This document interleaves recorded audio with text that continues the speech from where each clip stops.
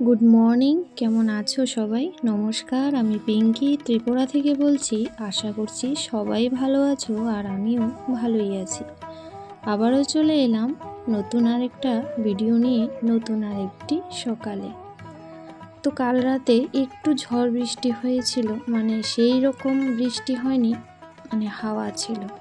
তো এই ফুল গাছটা কিন্তু পড়ে গেছে আর বাকিগুলো তো ঠিকই ছিল।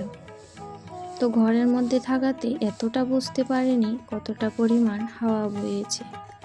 তো যাই হোক, ছাদটা কিন্তু হাওয়া যখন দিয়েছে আর পাতা পড়ে একদম নোংরা, তো সেই জন্য ভাবছি একটু ঝাড়ু দিয়ে দিই। তো যে সকল বন্ধুরা আমার পরিবারে নতুন হয়ে আসছো, সকলকে অনেক স্বাগত। ধৈর্য ধরে থেকে যেও, একটু সময় দিও আর কমিউনিটিতে একটা লেটার দিয়ে যেও, যাতে তোমাদের পরিবারে যেতে আমার একটু সুবিধা হয়।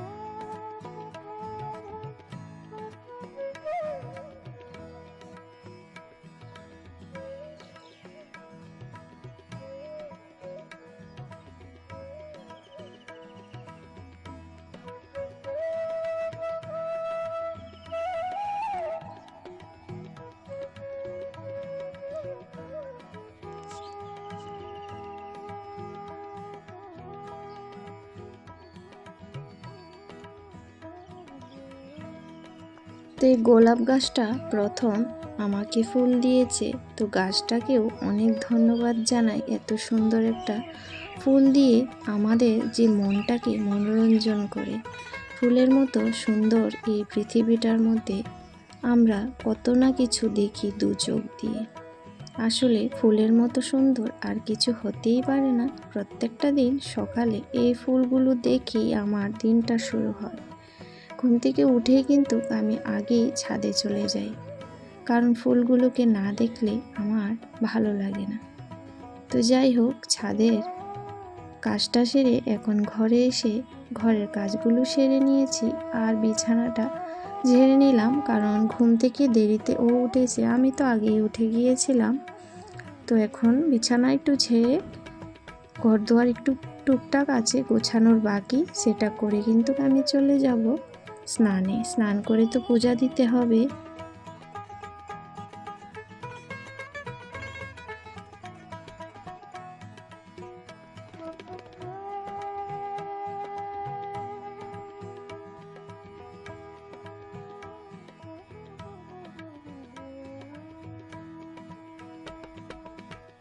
তো 22 তারিখ সন্ধ্যার সময় আমার মা এসেছিল।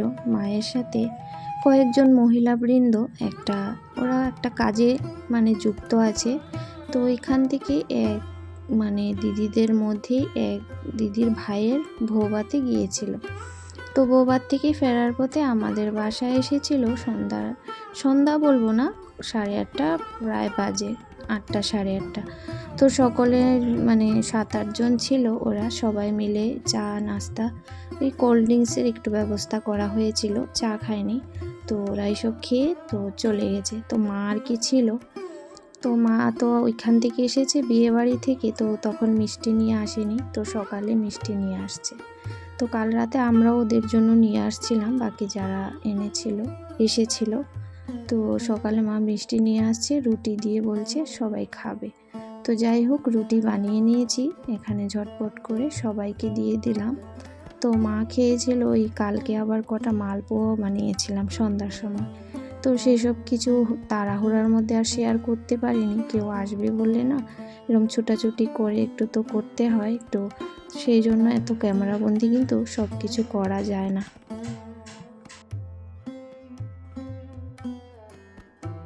তো মা কিন্তু এখানে আমাকে সমস্ত সবজিপাতি কেটে ধুয়ে দিয়েছে, আর শাশুড়ি মা মাছটা কেটে দিয়েছে। তো লাউটা হবে মুগ ডাল দিয়ে ঘন্ট, হচ্ছে নিরামিষ আর কি।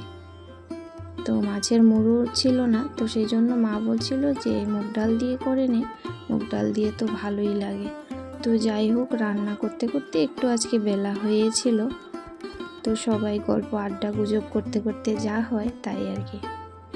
তো কালকে মানে 22 তারিখ সন্ধ্যার সময় কিন্তু আমি সবাইকে শুরু শেষ লিখে ভিডিও শেষ করে দিয়েছিলাম, দেখে দিয়েছিলাম আর কি।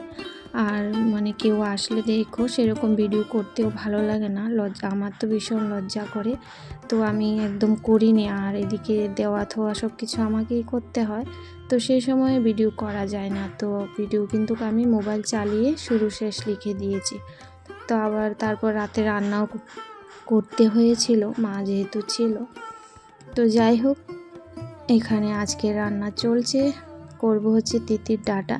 তো তোমাদের আমি একদম দেখাতে ভুলে যাই, যখন নিয়ে আসে এটাকে ছুলে পরিষ্কার করা হয়েছে, তখন আমার মনে পড়লো আমাকে তো ওয়াইটি বন্ধুদের মধ্যে শেয়ার করা ছিল ডাঁটাগুলা। এই যে ডাঁটাগুলা ধুয়ে মা কেটে দিয়েছে, আর সমস্ত মশলাপাতি তো ছিল, সেই জন্য জোগাড়জান্তি করে নিচ্ছি।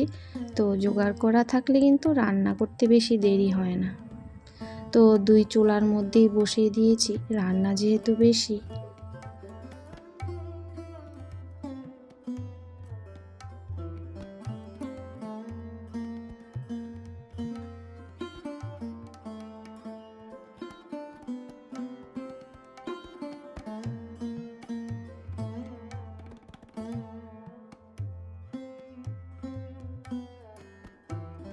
তো এখানে কিন্তু আমার রান্না সমস্ত শেষ, তো সেইভাবে আর শেয়ার করতে পারিনি। তো এখানে লাউয়ের যে খোসাটা সেটাও মা কেটে দিয়েছিল, সেটা মসুরের ডাল দিয়ে কিন্তু ভাজা করেছি। আর এই যে মালপোয়াগুলো বানিয়েছিলাম কাল রাতে, খুব সুন্দর হয়েছিল জানো, সবকটা পিঠাই খুব ভালো হয়েছে, কিন্তু দুঃখের বিষয় আমি শেয়ার করতে পারিনি। কিন্তু এখানে 4টাই হয়তো আছে, অনেকগুলি বানিয়েছি। ওই যে এসেছিল মায়ের সাথে, ওদেরকেও দিয়েছি, ওরা খেয়ে খুব ভালো মানে পেয়েছে আর কি। তো ফল নিয়ে আসছিল মা, এখানে আঙুরও ছিল, তো আঙুরটা কিন্তু খাওয়া হয়ে গেছে। আর ওইদিকে থালিটা সাজিয়ে দিয়েছি কেন জানো, আমার ছোট ছেলের জন্মদিন।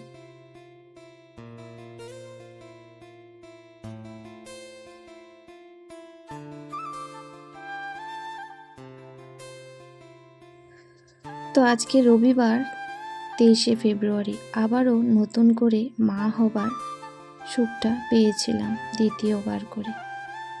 তো এই মা হওয়ার অনুভূতিটা একদমই আলাদা। যখন বিয়ের পর আমার কোনো সন্তান ছিল না, তখন কিন্তু নতুন একটা দাম্পত্য জীবন অনেকটাই আলাদা থাকে, কিন্তু মা হওয়ার পর একটা নারীর জীবন পুরোপুরি বদলে যায়। সেটার মধ্যে কত সুখ, কত শান্তি, সেটা মা না হলে কিন্তু বোঝা যায় না। তো আমরা বিয়ের আগে কত কিছুই করতাম, তখন কিন্তু মা বলতো একটা কথাই, যে যখন মা হবে তখন সত্যি মায়ের জ্বালা বুঝবে। তো সত্যি মা হওয়ার পর মায়ের জ্বালাটা কিন্তু বুঝতে পারছি। তো যাই হোক, আমার ছোট বাবু শোনার জন্য সবাই প্রার্থনা করো, দোয়া করো, ও যাতে ভালো মনের মানুষ হয় আর অনেক সফলতা অর্জন করতে পারে। তো আমি তো ঠাকুরের কাছে এটুকুই প্রার্থনা করি। আর সকালে কিন্তু আমাদের পাশে যে কালী মন্দির আছে, সব সময় আমার 2 ছেলের জন্মদিনে কিছু করি আর না করি, মায়ের মন্দিরে গিয়ে একটু প্রসাদ দিয়ে ধূপ মোমবাতি দিয়ে প্রণাম করে আসে। তো গিয়েছিল আমার ছেলে ওই দিদুন আর ঠাম্মার সাথে, তো গিয়ে ওইখানে প্রণাম করে আসছে। তো বিকেলবেলাটা একটু ওর জন্য পায়েস করে নিচ্ছিলাম। তো এমনিতে কাউকে বলিনি কিছুই করব না। আর আমার বড় ছেলের জন্মদিনও দেখতে পেয়েছে, ও কিন্তু কেক কাটতেও বারণ করেছিল, ও একদম পছন্দ করে না এখন, বলে মা আমার এখন আর এসব ভালো লাগে না। কিন্তু ও তো ছোট, বড় ভাইয়ে যেহেতু কেক কাটা হয়েছে, ওর জন্য তো কাটতে হবে, তাই না?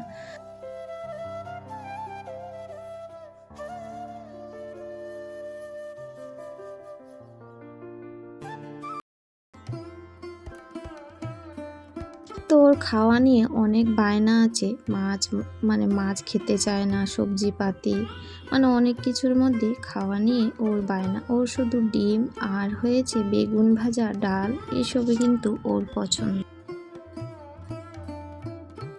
তো তো আমার বাচ্চারা কিন্তু কখনোই বেশি কিছুই আবদার করে না, কোনো সময়ই করে না। ওদের যাই দেবো, যেভাবে দেবো ওরা খুব খুশি।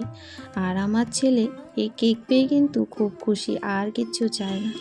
তো সকালে তো মিষ্টি ঘরে আছে, সকাল থেকে অনেক মিষ্টি খাওয়া হয়েছে, তো সেই জন্য এখন আর মিষ্টি খেতে চাইছে না। তো ওর বাবা কিছুটা চপ আর সিঙ্গারা নিয়ে আসছে, তো ওইটা মিলেই আমরা ঘরের সবাই খেয়ে নিচ্ছি। আর আজকের মতো বিদায় নিচ্ছি, সবাই ভালো থেকো।